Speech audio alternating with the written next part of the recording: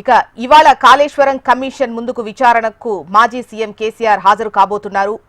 11:30 in కెమెరాగా ఈ విచారణ జరగబోతోంది. ఇక డీటెయిల్స్ అందించేందుకు ప్రవీణ్ సిద్ధంగా ఉన్నారు. ప్రవీణ్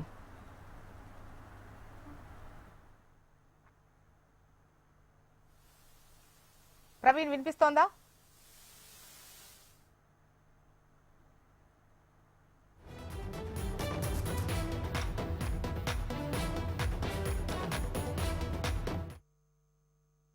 సిచ్యువేషన్ అయితే కనిపిస్తుంది. బీఆర్కే భవన్ వద్ద భారీగా కూడా పోలీసులతో కూడా ఒక బందోబస్తును కూడా ఏర్పాటు చేస్తారు. దాదాపు 500 మంది పోలీసులతో బందోబస్తును కూడా ఏర్పాటు చేస్తారు. కేసీఆర్ ఇక్కడికి వచ్చే సమయంలో మాత్రం బీఆర్ఎస్ సంబంధించిన నేతలందరూ కూడా ఒకేసారి వచ్చే అవకాశాలు అయితే కనిపిస్తున్నాయి. దీంతో పాటుగా ఇప్పటివరకు కేసీఆర్ కు సంబంధించిన వరకు కేసీఆర్ తో పాటు విచారణకి 9 మందికి మాత్రమే ఇప్పటివరకు కమిషన్ మాత్రం అనుమతించిన 9 మందిలో మాత్రం మంత్రులతో పాటు అదేవిధంగా ఎవరికైతే ఇన్వైట్ ఇస్తున్నారో వాళ్ళని మాత్రమే లోపలికి రావాలని చెప్పి కూడా ఇప్పటివరకే ఆ కమిషన్ కూడా సిచ్యువేషన్ అయితే కనిపిస్తుందని చెప్పవచ్చు.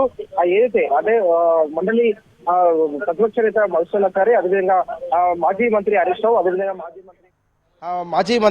అదేవిధంగా మాజీ మంత్రి ప్రశాంత్ రెడ్డి, ఎమ్మెల్యే పల్లరాజేశ్వర రెడ్డి ఇప్పటివరకే గాయమైంది కాబట్టి పల్లరాజేశ్వర రెడ్డిని యశోద హాస్పిటల్ కూడా తరలించారు. దీంతో పాటుగా ఎంపీ వద్దిరాజు రవిచంద్ర, అదేవిధంగా RS Praveen Kumar IPS retired, అదేవిధంగా Padmarao Goud MLA, ex MLC Mahmood Ali, వారితో పాటుగా బండారు లక్ష్మారెడ్డి, వీరి 9 మందికి మాత్రమే కేసీఆర్ తో పాటు కూడా కమిషన్ విచారణ కూడా ఇప్పటివరకే కమిషన్ కూడా అనుమతి ఇచ్చిందని చెప్పుకోవచ్చు. కానీ కమిషన్ ఎలాంటి ప్రశ్నలు వేయబోతుందనే దానిపై మాత్రమే ఆసక్తి రేపుతుంది. కమిషన్ అడిగే ప్రశ్నలకు కేసీఆర్ ఇప్పటివరకే పూర్తి స్థాయిలో కూడా సిద్ధమయ్యారు. కమిషన్ కు సంబంధించి కూడా గతంలో అంటే ఎలాంటి నిర్ణయం తీసుకున్నారు, కాళేశ్వరం ప్రాజెక్టుకు సంబంధించిన మాత్రం ఆ ప్లేస్ మార్చడానికి గల కారణాలు ఏంటి, ఆ కారణాలకు సంబంధించిన దానిపై కూడా పూర్తి స్థాయిలో వివరించాలి అంటూ కూడా కమిషన్ కూడా కోరే అవకాశాలు కనిపిస్తున్నాయి. ఆ సమయంలో మాత్రం మహారాష్ట్రతో ఒప్పందాలు చేసుకోవడం, మహారాష్ట్ర ముఖ్యమంత్రితో, అదేవిధంగా మహారాష్ట్ర ఇరిగేషన్ శాఖ మంత్రితో, తెలంగాణ ముఖ్యమంత్రి, అదేవిధంగా ఈ తెలంగాణ ఇరిగేషన్ శాఖ మంత్రి కూడా మాట్లాడిన సందర్భాన్ని కూడా మరోసారి కూడా కేసీఆర్ కూడా వివరించే అవకాశాలు కనిపిస్తున్నాయి. దీంతో పాటుగా ముఖ్యంగా చెప్పుకోవాల్సిన అంశం ఏంటంటే కమిషన్ అడిగేదానికి ప్రతి అంశానికి కూడా కేసీఆర్ సమాధానం ఇస్తూనే దాంతో పాటుగా గతంలో తీసుకున్న నిర్ణయాలకు సంబంధించి ప్రతి డాక్యుమెంట్ కూడా ఇచ్చేందుకు కూడా ఇప్పటివరకే కేసీఆర్ కూడా సిద్ధమయ్యారని చెప్పుకోవచ్చు. దాంతో పాటుగా ఒక పీపీటీ కూడా ఇవ్వబోతున్నారు. ఈ పీపీటీలో కాళేశ్వరం ప్రాజెక్టుకు సంబంధించిన ఆ నిర్మాణానికి సంబంధించి ఎప్పుడు ప్రారంభమైంది, నిర్మాణం ఎప్పుడు ప్రారంభించాము, దాంతో పాటుగా ఎంత వ్యయం, ఆ వ్యయానికి సంబంధించి కూడా ఏ విధంగా ఆ గతంలో వ్యయ ఖర్చులు ఉన్నాయి, ఆ వ్యయానికి సంబంధించిన మాత్రం ఎక్కడ కూడా పెంచలేదని చెప్పి కూడా ఇప్పటివరకే ఆ బీఆర్ఎస్ చెప్తుంది. కాబట్టి వీటన్నిటిపై కూడా కమిషన్ కు కేసీఆర్ ఒక క్లారిటీ ఇచ్చే అవకాశం ఉంది. దాంతో పాటుగా మూడో ప్రశ్నగా మాత్రం కేబినెట్ కు సంబంధించిన మాత్రం అప్రూవల్ ఉందా లేదా, గతంలో కేబినెట్ సబ్ కమిటీ 2 సార్లు కూడా భేటీ అయిందని చెప్పి చెప్తున్నారు. భేటీ అయినా కూడా కమిషన్ కు సంబంధించినంత వరకు కమిషన్ మరోసారి కూడా ఆరా తీసే అవకాశాలు ఉన్నాయి. కమిషన్ అడిగే ప్రశ్నకు సంబంధించిన మాత్రం కేసీఆర్ దీంట్లోనే సమాధానం ఇచ్చే అవకాశం ఉంది. ఎందుకంటే ఆ కేబినెట్ కు సంబంధించిన మాత్రం కేబినెట్ అప్రూవల్ లేకుండా కూడా ప్రాజెక్టు ఆ నిర్మాణం ఏ విధంగా చేపడతామో, దాంతో పాటుగా ఒక కార్పొరేషన్ కూడా ఏర్పాటు చేసి ఏ విధంగా నిధులు తీసుకుంటామని చెప్పి కూడా కేసీఆర్ మాత్రం కమిషన్ కూడా వివరించే అవకాశాలు అయితే కనిపిస్తున్నాయి. ఆ కమిషన్ కు సంబంధించిన మాత్రం గతంలో కార్పొరేషన్ ఏర్పాటు చేసి మాత్రం నిధులు తీసుకొచ్చారు కాబట్టి ఆ నిధులు తీర్చడానికి ఎలాంటి మార్గాలను కూడా ఎంచుకున్నారు అనే దానిపై కూడా కమిషన్ కూడా ఆర్తీసే అవకాశాలు ఉన్నాయి. తెలంగాణలో మొత్తం పరిశ్రమలకు నీళ్లు ఇవ్వడం, దాంతో పాటుగా తాగునీటి అవసరాలకు ఆ నీళ్లు ఇవ్వడం ద్వారా తెచ్చిన అప్పులు కూడా పూర్తి స్థాయిలో తెలుస్తామని చెప్పి కూడా ఇప్పటివరకే గతంలో బీఆర్ఎస్ చెప్పింది. అదే విషయాన్ని కూడా మాజీ మంత్రి హరీష్ రావు కమిషన్ ముందు కూడా తెలిపారు. కాబట్టి కేసీఆర్ ఇంకా ఏ విధంగా కూడా కమిషన్ కు వివరించబోతున్నారు అనే దానిపై కూడా ఒక ఆసక్తి రేపుతున్న సిచ్యువేషన్ అయితే కనిపిస్తుంది. ప్రతిపక్ష హోదాలో మొదటిసారి కమిషన్ ముందు కూడా కేసీఆర్ అయితే రాబోతున్నారని చెప్పుకోవచ్చు. గతంలో బీఆర్కే భవన్ వేదిక కూడా తెలంగాణ సచివాలయాన్ని కూడా ఇక్కడ నుంచి కూడా పరిపాలించారు. కానీ ఇక్కడ పరిపాలన జరిగిన సమయంలో మాత్రం కేసీఆర్ ఎప్పుడు కూడా బీఆర్కే భవన్ కి రాలేదు.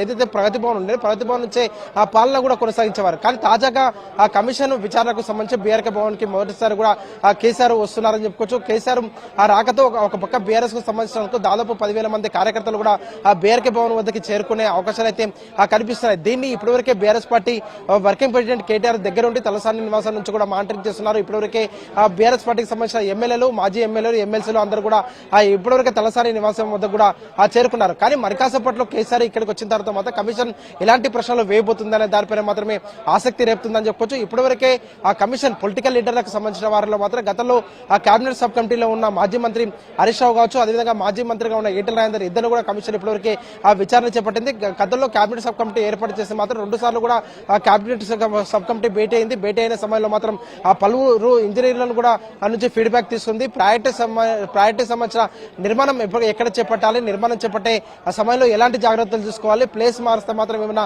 ఇబ్బందులు తలెత్తాయా అనే దానిపైన కూడా కమిషన్ కు వివరించడానికి మాత్రం ముందుగా కేబినెట్ తీసుకున్న నిర్ణయాలు మాత్రం ఇద్దరు కూడా వివరించారు. దాంతో పాటుగా ప్రాజెక్టుకు సంబంధించిన మాత్రం ఎత్తు పెంచితే మాత్రం తెలంగాణలో చాలా వరకు కూడా ఆయకట్ట ఉంటుంది అనే దానిపైన కూడా తెలంగాణ ప్రభుత్వం గతంలో కూడా ఆ నిర్ణయాలు తీసుకుంది. ఆయకట్టకు సంబంధించిన దానిపైన కూడా నిర్ణయం తీసుకున్న సమయంలో మాత్రం ఆ వెనుకన్న పొలాలు మాత్రం చాలా వరకు కూడా నీటిలో మునుగుతాయి. కాబట్టి అందులో భాగంగానే కొంతవరకు ఆ వ్యయం కూడా పెరిగింది అనే అంశాన్ని కూడా ఆ కమిషన్ కు వివరించారు. అంటే గతంలో ఉమ్మడి ఆంధ్రప్రదేశ్ లో మాత్రం ఏవైతే ప్రాజెక్టుల నిర్మాణం చేపట్టారో నిర్మాణం చేపట్ట ఆ సమయంలో కూడా ఆ ప్రాజెక్టులన్నీ కూడా ఒకప్పుడు అంటే ప్రాజెక్టు నిర్మాణ సమయంలో కావచ్చు పూర్తయ్యే వరకు మాత్రం 100 రేట్ల వ్యయం కూడా ఎక్కువైంది అనే దానిపైన కూడా బీఆర్ఎస్ మొదటి నుంచి కూడా చెప్తుంది. కాబట్టి ఇదే అంశాన్ని కూడా ఆ కమిషన్ కి కేసీఆర్ మరోసారి కూడా వివరించే అవకాశాలు అయితే కనిపిస్తున్నాయి.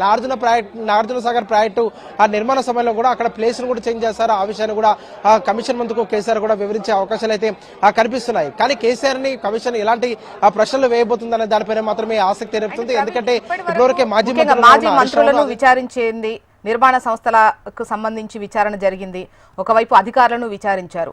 ముఖ్యంగా మాజీ మంత్రుల విచారణ తర్వాత కమిషన్ విచారణ ఎలా కొనసాగుతోంది అని అనిపించింది. అంటే ఒకటి ప్రాజెక్ట్ రీడిజైన్ కు సంబంధించి అసలు ఈ ప్రాజెక్ట్ ఇక్కడ ఎందుకు కట్టారు, అనుమతులకు సంబంధించి మంత్రివర్గ సిఫార్సులను ఎంతవరకు పాటించారు అన్న దిశగా జరుగుతోందా, లేదంటే నిర్మాణానికి సంబంధించి నిర్మాణ సామాగ్రికి సంబంధించి నాణ్యతా లోపాలకు సంబంధించినటువంటి విచారణ కొనసాగుతోందా, ఏ కోణంలో విచారణ కొనసాగుతున్నట్టు మీకు అనిపించింది?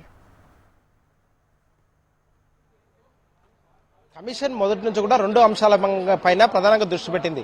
కమిషన్ ఇప్పటివరకే 114 మందిని కూడా విచారణ చేపట్టింది. ఇవాళ కమిషన్ ముందు మరికాసేపట్లో కేసీఆర్ రాబోతున్నారు కాబట్టి కేసీఆర్ తో కలిపితే 115 మంది అవుతారు. 115 మందిని అడిగిన దానిలో కమిషన్ 2 అంశాల పైన మాత్రమే దృష్టి పెట్టింది. ప్రాజెక్టుకు సంబంధించినంత వరకు మాత్రం మొదటగా అనుకున్న ప్లేస్ కాకుండా ప్లేస్ మార్చడానికి గల కారణాలు ఏంటి, దాంతో పాటుగా కాళేశ్వరం ప్రాజెక్టు వద్ద మాత్రం ఏదైతే ఆ మెడిగడ్డ వద్ద పిల్లర్ కుంగిన ప్రదేశాల్లో మాత్రం మరమ్మతులు చేయకుండా అదేవిధంగా వ్యయాన్ని కూడా ఎందుకు పెంచాల్సి వచ్చింది, ఈ 2 అంశాలపైన కూడా కమిషన్ ప్రధానంగా ఇప్పటివరకే దృష్టి పెడుతుంది. దీనిపైన మాత్రమే ప్రశ్నలు కూడా వేస్తుంది.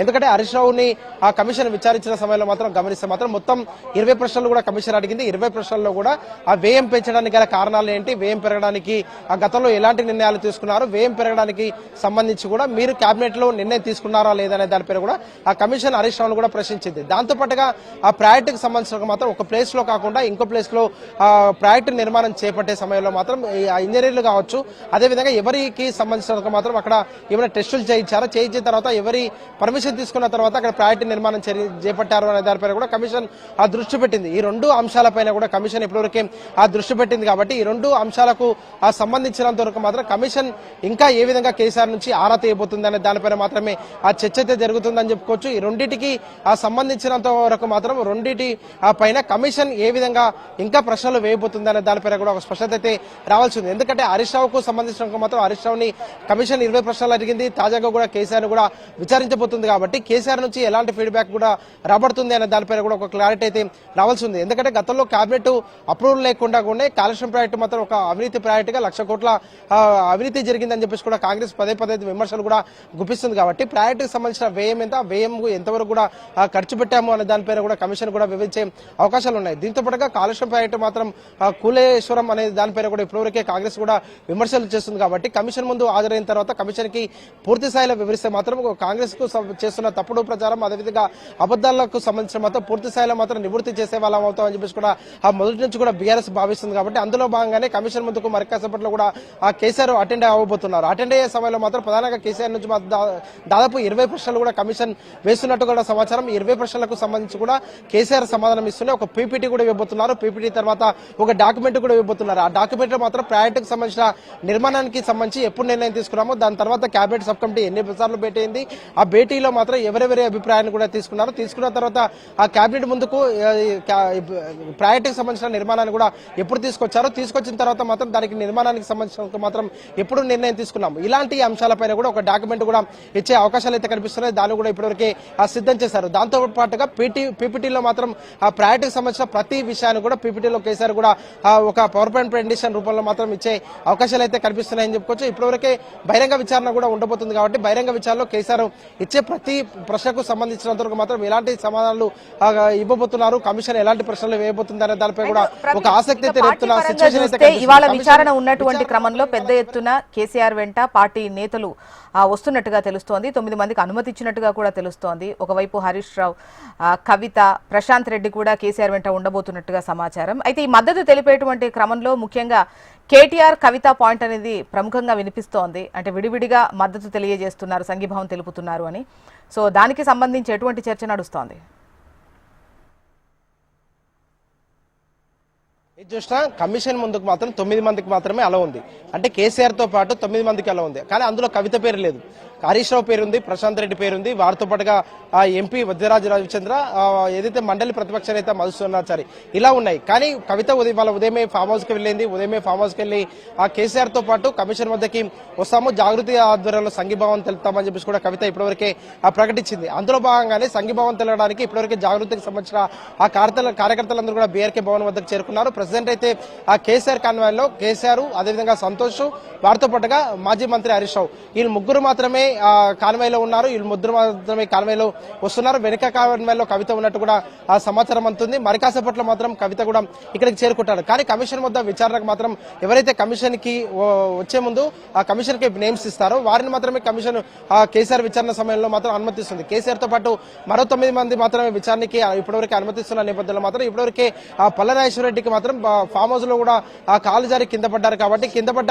ఆ సమయంలో కూడా కొంచెం గాయమైంది. యశోద హాస్పిటల్ కూడా ఇప్పటివరకే పల్లరాజేశ్వరరెడ్డిని కూడా తరలించారు. ఆ ప్లేస్ లో మాత్రం కొత్త వారికి ఎవరైనా కమిషన్ విచారణ కూడా అనుమతిస్తారన్నది లేదా అనే దానిపై కూడా ఒక క్లారిటీ అయితే రావాల్సిందని చెప్పుకోవచ్చు. కవిత వస్తున్నారు కాబట్టి కేసీఆర్ కాన్వాయ్లో లేరు, ఇంట్లో మాత్రమే కేసీఆర్ ను కలిసినట్టు కూడా సమాచారం. కవిత ఇక్కడికి చేరుకున్న తర్వాత మాత్రం బీఆర్కే భవన్ ముందు కూడా ఇక్కడ సంఘీభావం తెలిపే అవకాశాలు అయితే కనిపిస్తున్నాయని చెప్పుకోవచ్చు.